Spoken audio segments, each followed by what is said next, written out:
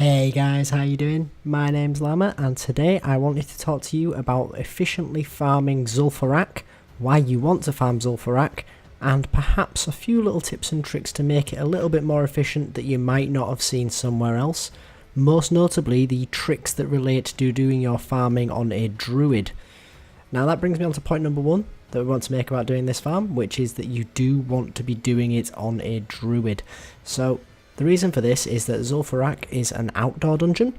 and as a result you can be mounted while you are in this dungeon, which obviously greatly increases your movement speed and by extension the rate at which you can complete the dungeon. That being said, a lot of these mobs do have the ability to daze you off of your mount, so you could well be a tank spec class, at which point you cannot be dazed off of your mount. However, it is much easier simply to be a druid, and it does also give us access by using travel form as opposed to a regular mount to a few more little tips and tricks that we'll discuss in just a moment. Now before we get into those tips and tricks, however, there is one point that I would like to make, which is the route that you want to take. So because of the size of Zul'farrak and the amount of mobs in it, it is quite important that you get an optimal route set up, because there are a lot of different ways that you can go in this dungeon. A lot of dungeons are quite linear, and as a result there isn't an awful lot of variance in the ways in which you can do the pulling. But the Zul'farrak is a massive dungeon that is outdoor and set in a sort of lollipop shape, with the vertical stick being the entryway of your lollipop and then the head of it being the big circle that you work your way around. So the way that I like to do it is I like to head up the stick, because at that point there is no option, you do have to just progress to the point where you meet the circle on the map of the layout of the dungeon. At which point I then like to go left or clockwise, as people may see if you open your map. At which point I've pulled every single mob up the entryway, and then as I progress to the left I do get everything in the first sort of room before you go to the archway to the right before proceeding left, as you can see me doing here. And then at that point I will continue through to the archway on the left hand side and use that as a line of sight pulling point to get all of the mobs nice and grouped up, and then I will simply AoE them down. Once you have AoE down the mobs, the next thing you want to do is you want to make sure that you kill the totems that hopefully have spawned nearby to the archway. The reason you want to do this is because in order to kill the mobs, chances are you have come out of your travel form, and as a result if you were to enter back into travel form now, those totems would keep you in combat, and as a result your travel form would be considerably slower, going at 160% speed instead of 200. If you do make a mistake and find that this happens to you, do not panic. Between speed sets and the hundreds of movement abilities that druids have, for the short period of time that you will be not in your optimal position in regards to travel form, you do have many tools that can help compensate for that, be it your stampeding roar, your tiger dash, or using Sephu's secret or other movement enhancing items. Now once you have cleared out the totems, what you are going to want to do is to continue around the circle that you were progressing around previously. Now these first mobs that you see me getting to after the first initial clear of the mobs that we already had pulled, I do like to pull using intimidating roar, and I will make you aware as to why in just a moment. But once you have pulled those, you simply want to progress around and gather all of the mobs that you see me doing here, both in this room, the room after around the pool where you would spawn the last boss should you be doing the dungeon normally as opposed to for gold farming purposes, and then progress through to the room where you find the stairway event. We're not going to do the stairway event, but we are going to pull every single mob in this area, and then progress around through to where you would find the zombie graves. At which point you're then going to use any line of sight, personally I do like this wall, to get all of the casters to come to you, and then what you're going to do is AoE down for a second time. Now the reason that we stop there to AoE down rather than pulling the mobs out of the zombie graves is twofold. First off, these zombie graves can be slightly hard to click on with all the mobs around. You will find yourself accidentally clicking on mobs, and as a result I like to have as few mobs as possible while I'm doing this portion of the dungeon. But also, by doing that and allowing the time to pass while you're killing the zombies after you have killed those first mobs,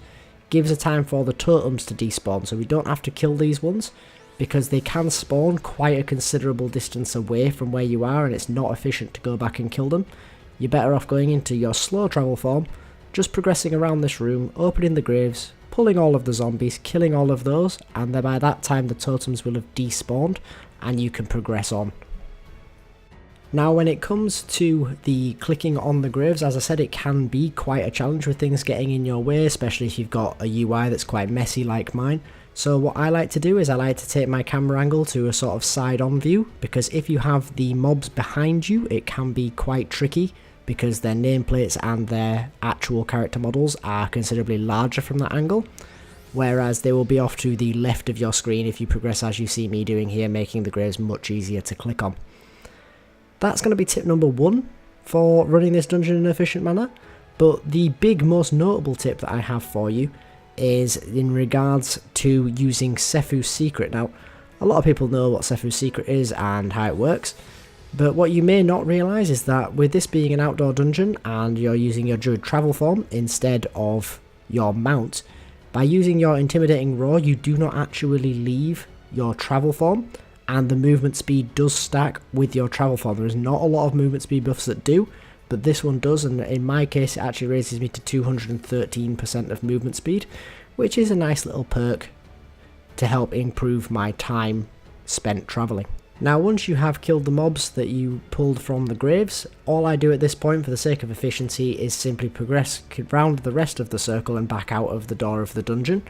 There are more mobs to be killed here, but if you are aiming for 6-minute runs, then you don't want to kill any more mobs than that, because chances are you're fast approaching that timer and you're just about going to make it back out of the dungeon in the 6 minutes. As you can see here, I do my first run in about 6 minutes. I only have enough time at the time of filming this to do 5 runs, and at the end of the 5 runs I've actually failed and gone over to about 30 minutes and 20 seconds, something like that. And it is quite a challenge to keep these times down, so do not panic about killing every single mob in the dungeon. You are better off being efficient in terms of the time spent per run.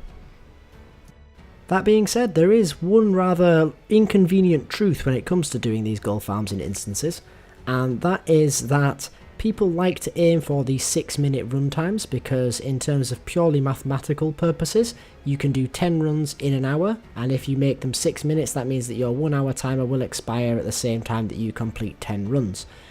But the really unfortunate truth about this is that a lot of us don't farm for more than an hour, particularly in the same instance, on the same server, same character, all that sort of thing, without travel times between dungeons and things of that nature. And even if we were going to, chances are we're going to have to take a break to answer the door or go to the bathroom or make ourselves a drink. And as a result, that does really rather decrease the value in aiming so strictly for these 6-minute timers.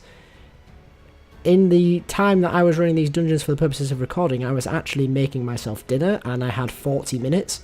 that the food was in the oven for. So I had 40 minutes to this time, and I'm betting a lot of you in the real world will have problems similar in nature to this. Perhaps you're doing this gold farm on your lunch break, or perhaps you're doing it before you get ready to go to work in the morning or school or whatever.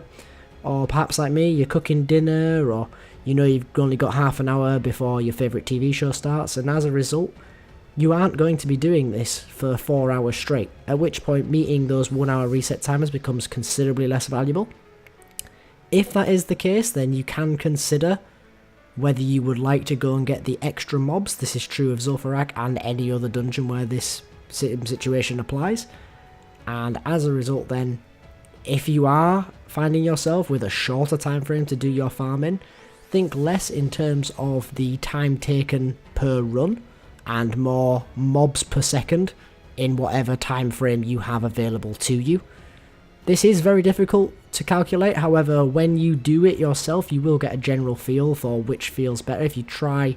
both doing things in a time efficient manner and a number of mobs killed manner, you will happily over time get yourself somewhat of a balance